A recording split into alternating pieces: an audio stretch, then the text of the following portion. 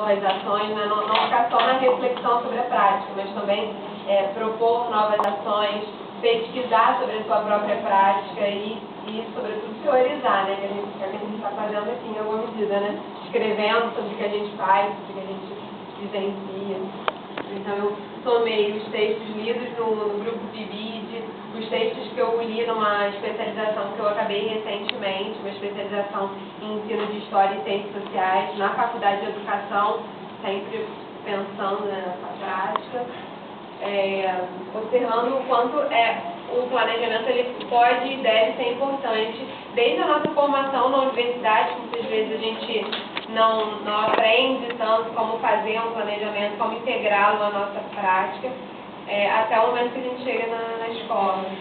Então, observei essas aulas presenciais, como eu disse, as discussões no ambiente virtual e os materiais que foram oferecidos para a gente.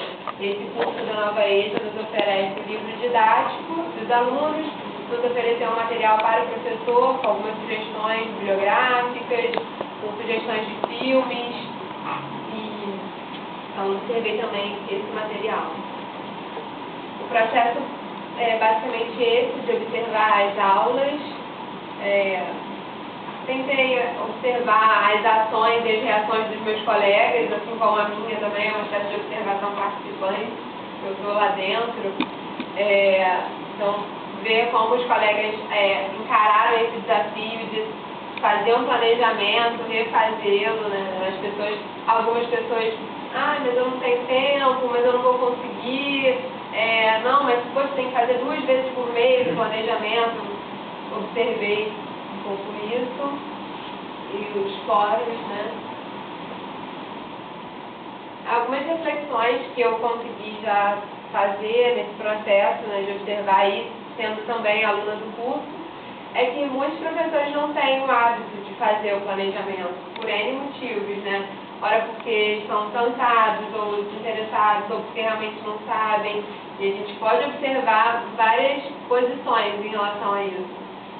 Mas é fato que muitos não têm a oportunidade de fazer ou não fazem. Então, realmente foi um ponto interessante esse curso, você tirar o professor da sua zona de conforto, muitas vezes, fazê-lo, não, pense a sua prática, planeje a sua aula, né? Não dê uma aula de improviso. E isso é bastante importante, sobretudo na nossa disciplina, que é um pouco do que o Paulo falou, certamente, para a gente fugir do mentalismo, né? E a gente tem uma disciplina que teve muita intermitência, né? Várias vezes esteve no currículo, na grade,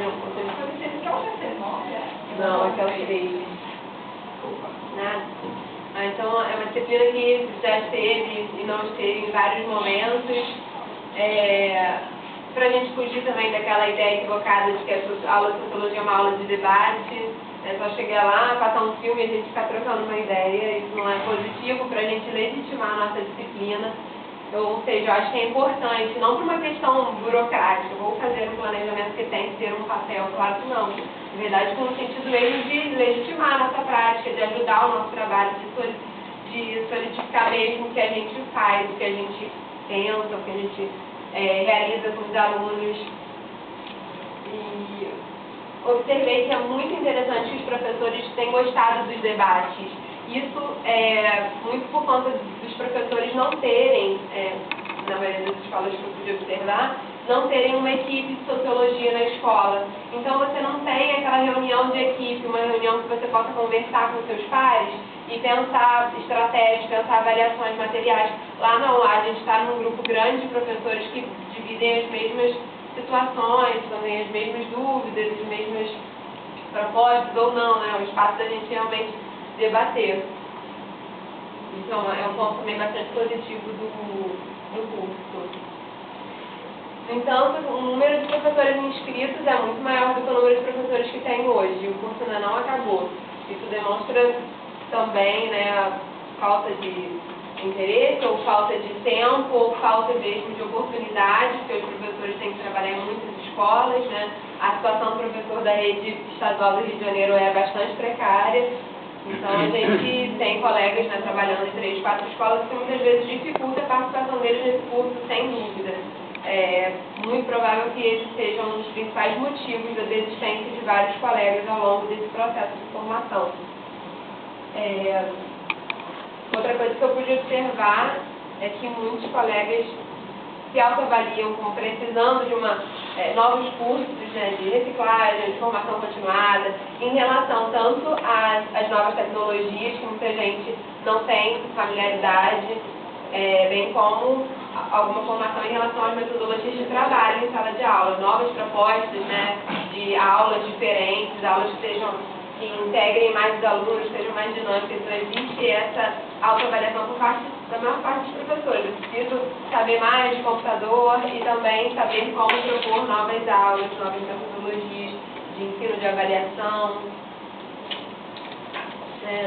Aí, já encaminhando para o final, nem estou tranquila de tempo? Tranquilo. Nem soube hoje 2 minutos. Que bom. Aí eu, como consideração final, eu disse que é de suma importância a elaboração do planejamento, esse meu interesse, falar da importância disso, e que isso seja incentivado pelo Estado, pelos gestores das escolas, pelos próprios professores entre si.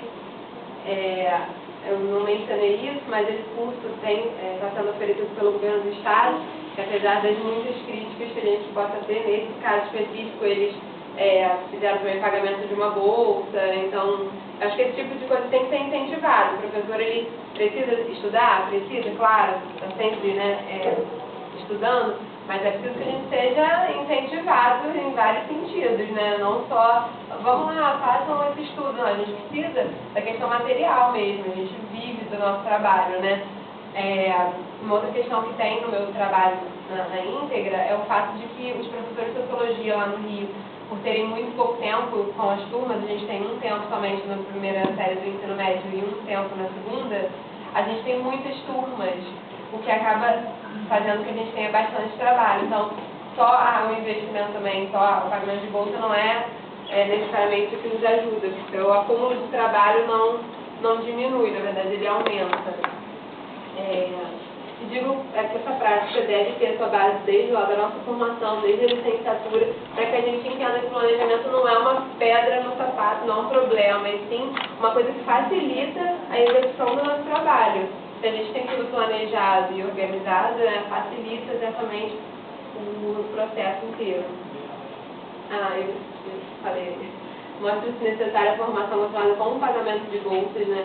E com material adequado também. A gente recebeu parte do material impresso, parte somente em meio virtual, assim, por e-mail. Isso poderia ter sido feito de uma forma mais adequada.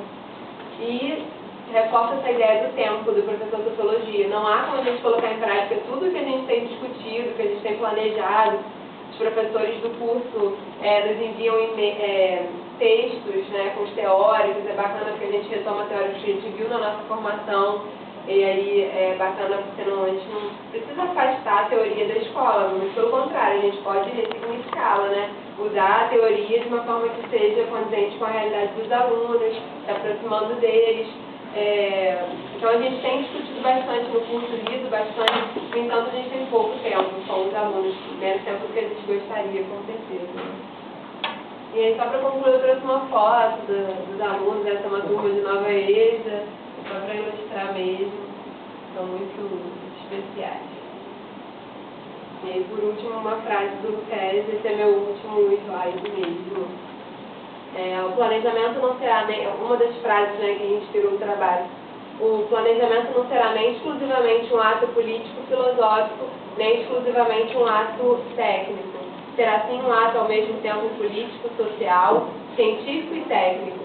Político-social na medida em que está comprometido com as finalidades sociais e políticas, científico na medida em que não pode planejar sem conhecimento da realidade, e técnico na medida em que o planejamento exige uma definição dos meios eficientes para se obter resultados.